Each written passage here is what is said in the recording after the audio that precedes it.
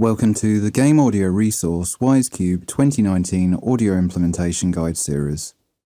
In this overhauled guide, we will look at a few ways to reduce in-game audio usage costs and optimize how audio is used. The aim is to reduce the audio footprint with runtime loaded memory content and voices played. Without setting up content limits and watching your audio runtime sizes, the audio in-game will have a detrimental effect on the game's global performance, e.g. frames per second could be affected, and various audio content not being played. This is quite a complicated process and a long guide. The Wwise 251 course is hugely helpful and offers lots more information that this guide does not cover. Please see the link in the description to the Wwise 251 course. Before we begin, boot up the game and connect Wwise to the game. Change the Wwise Layout Profiler. Expand the Performance Monitor window. You will notice, as events are called, various stat values will change as you play the game. We are going to check how many audio voices or channels we are currently using in-game. Load a single player map. While playing the map, keep an eye on the Profiler Performance Monitor values. Get used to how these values change as you play the game. Play a map to completion. As you play the map, write down the values for the following entries listed in the Wwise Profiler Performance Monitor. For example, CPU total, min-max values, e.g. 5 to 12%. Loaded bank's memory. One value should be displayed from booting up the game till the game is closed. Number of voices physical. Min and max values, e.g. 20 to 40. You may need to play the same map multiple times to get a good set of min-max numbers. Our stats before optimization was implemented were CPU total 1 to 4%, loaded bank's memory 422.6 megabytes, and number of voices physical 10 to 65, peaking at around 80. If we look at the cube project size in MS Windows properties, we can see the game base size is currently 2.78 gigabytes. With this, we can estimate the loaded bank's memory needs to be sitting around 272 megabytes, or 10% of the game value. So currently, as our loaded bank's memory size of 422 megabytes, so we are currently 150 megabytes over the limit we should be aiming for. We can see the CPU usage is quite low, so we can use the CPU usage to reduce the loaded bank size. The number of voices currently playing are over the project's default capped limit of 40, so we will need to either limit the content further or increase the voice cap value. This step is crucial to reducing the number of audio voices that can play at one time, and ensure the highest priority content is played over lower priority content. For example, you wouldn't want a HUD UI sound to be stopped or not played due to a generic small dog footstep asset being triggered. You will need to assess your audio content areas and create a priority system of what can be played and what should be dropped if the channel count audio limit is reached. As displayed on the screen now, you can see music is set to 100 along with UI. These will basically always play. When the audio limit is reached, anything below 100 will start to be cut. The lower the value, the more likely it will be cut when the audio limit is reached. For example, the environment one-shot wildlife and nature, the value is set to 10. This content will most likely be killed first. For the player character content, we set higher priorities, e.g. vocalizations, footsteps, armor, etc., as the camera listener position focus is always with the player character. Let us implement a small part of the priority system to the armor work unit. Navigate to the Project Explorer Audio tab, Actor Mixer Hierarchy, Default Work Unit, Armor Wwise Work Unit. Select the Armor_Leather_Player Actor Mixer. Then in the Properties Editor, Advanced Settings tab, under Playback Priority, assign the value to 20. You have now set the child content to be a low priority. You could also set an offset priority by distance. If you tick offset priority by e.g. -10, it will mean at the emitter's max distance away from the player character's listener position, the priority is actually 10, not 20. In the same location, we can limit the amount of a content area can trigger via playback limits. Tick the Limit Sound Instances tick box. Then change the value to 10 and the drop-down menu to globally. We can also affect the content further. If we leave when limit is reached to kill voice, the voices over 10 will be killed. With when priority is equal, currently set to discard oldest instance, this will mean when 10 voices are reached with the associated content events, the old voices will be killed or stopped. This allows a new voice to trigger. However, if we change the drop-down to discard newest instance, no new voices will play until the 10 voice limit currently playing either finishes or stops, freeing up a new voice to play. As lightly mentioned at the start of this guide, we will now look at how memory is used and how to reduce memory for certain types of audio playback. Virtual Voice also offers further ways to reduce audio channel counts and what to do with virtual voices. For a quick example, try sending any looping long environment asset to send to Virtual Voice and play from elapsed time. When the associated content is triggered, it is removed from physical voices and into loaded memory. This is where you need to know how much of your game runtime memory global audio can use. Generally, 10 to 20% is assigned to audio. However, smaller games may only have 5%.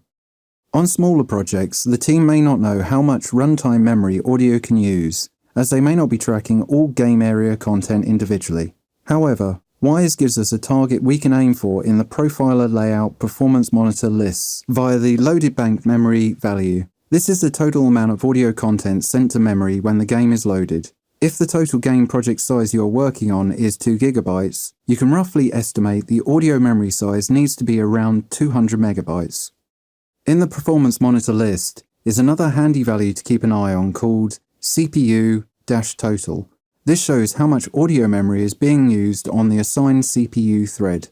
If you are aiming for a 10% in-game audio memory budget, it is good practice to keep this value around 10% or below when the game is running. Another value in the performance monitor to keep an eye on is the number of voices physical. As you play the game, it will display how many voices are being triggered at one time.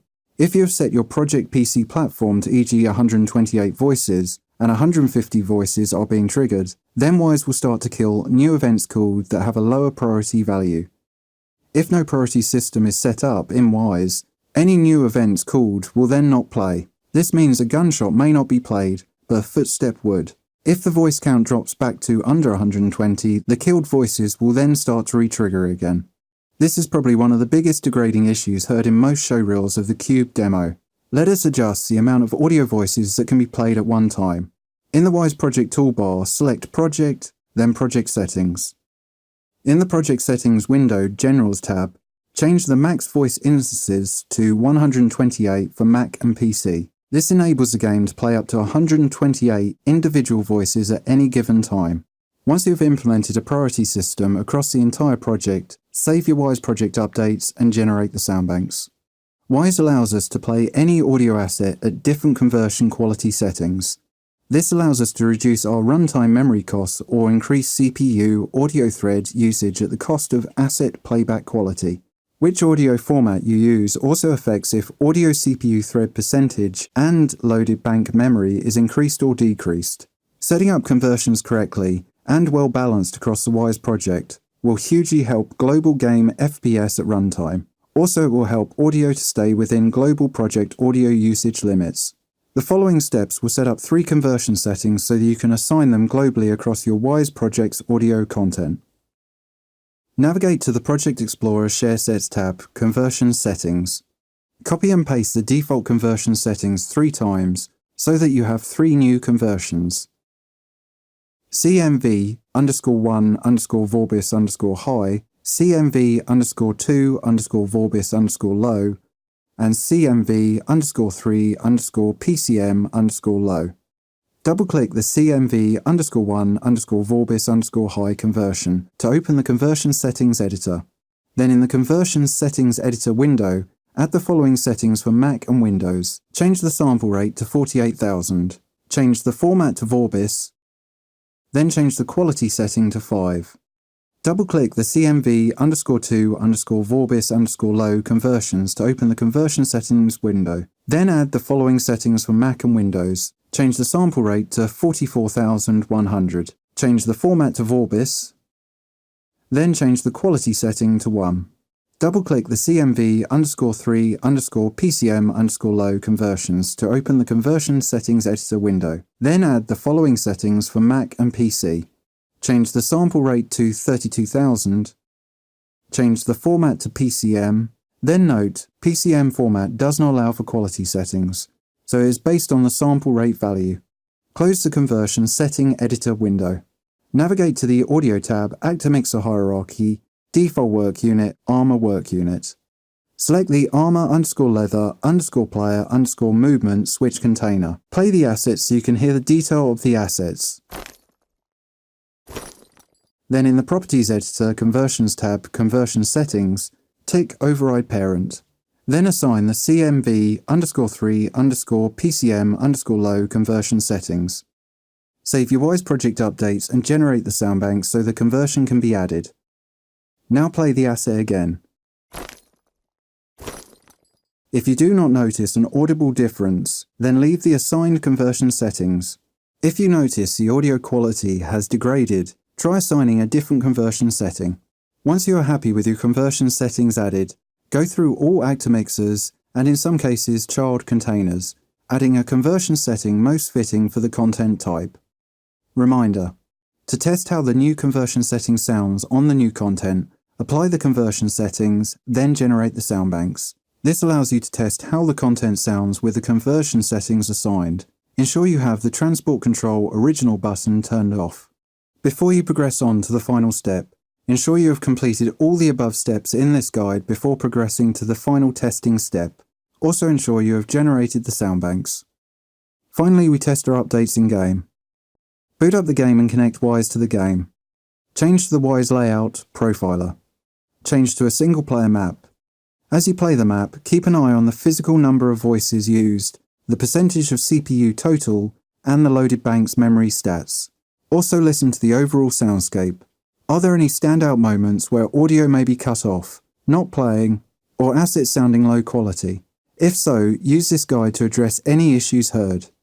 Once you are happy with your overall soundscape, save your Wwise project updates and generate the sound banks. Finally, run a Wwise integrity report to validate your Wwise hierarchy structure. Use this chapter's guide 16a and b to balance and optimize your soundscape. Play test as much as possible as you make balancing updates. If you plan to add music to the game, global balancing will need adjustments.